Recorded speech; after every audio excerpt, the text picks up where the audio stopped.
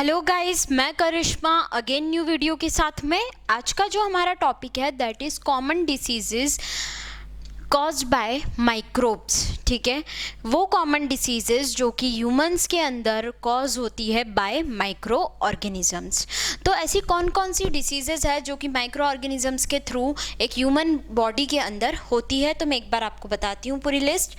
Human diseases कौन कौन सी है? Tuberculosis, measles, chicken pox, polio, cholera, typhoid, hepatitis A, malaria.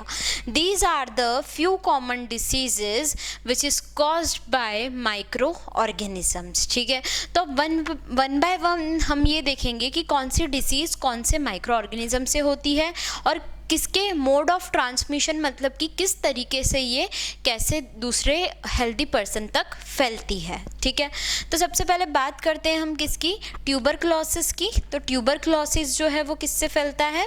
Bacteria से होता है।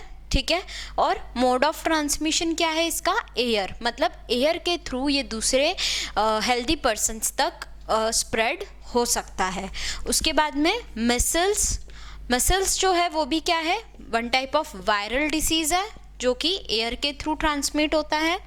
उसके बाद हम बात करते हैं चिकन पॉक्स के बारे में। तो ये भी one type of viral disease है और एयर कांटेक्ट के कारण होता है, एयर और कांटेक्ट में आने के कारण होता है। Polio, it is also one type of viral disease जो कि एयर और वाटर के कारण होता है।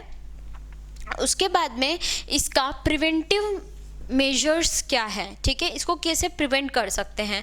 तो इसको इस तरीके से हम प्रिवेंट कर सकते हैं कि ये जो डिसीजेज़ है tuberculosis, micelles, chicken pox, polio, इसके अंदर हम वैक्सीनेशंस देते हैं और साथ ही साथ हम क्या करते हैं? पेशेंट को आइसोलेशन में रखते हैं। ठीक है, तो आइसोलेशन में रखने के कारण क्या होता है? कोई भी हेल्दी पर्सन उसके कांटेक्ट में नहीं आ पाता है और कांटेक्ट में नहीं आने के कारण उसे ये डिसीजेस स्प्रेड नहीं होती है।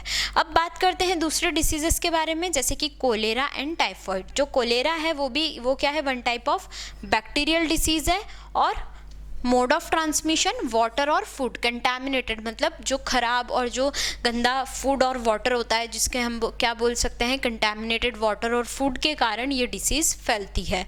उसके बाद टाइफॉइड के बारे में बात करूँ तो वो भी क्या है? हमारा बैक्टीरियल डिसीज़ है और ये किसके कारण होता है? वाटर के कारण।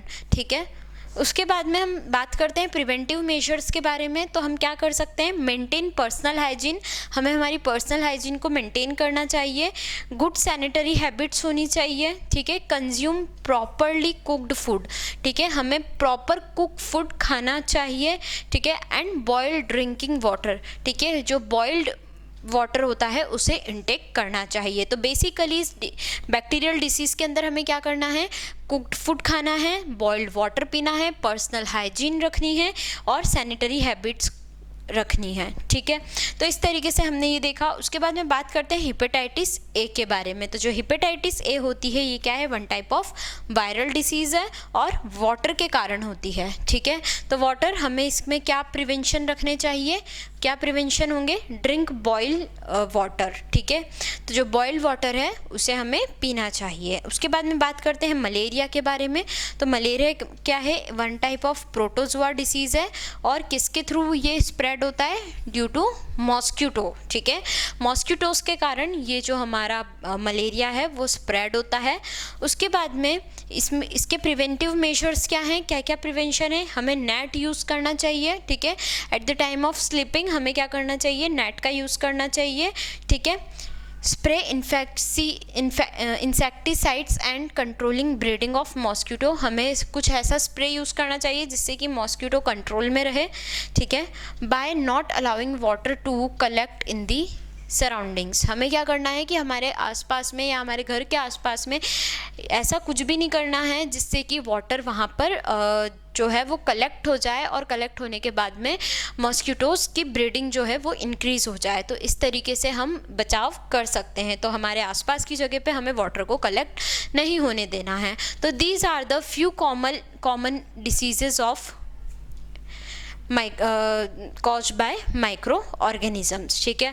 तो ये फ्यू कॉमन डिसीज़ है जो कि ह्यूमन बींग्स में होती है और जो कि कॉज होती है किससे, माइक्रो ऑर्गेनिजम्स के थ्रू।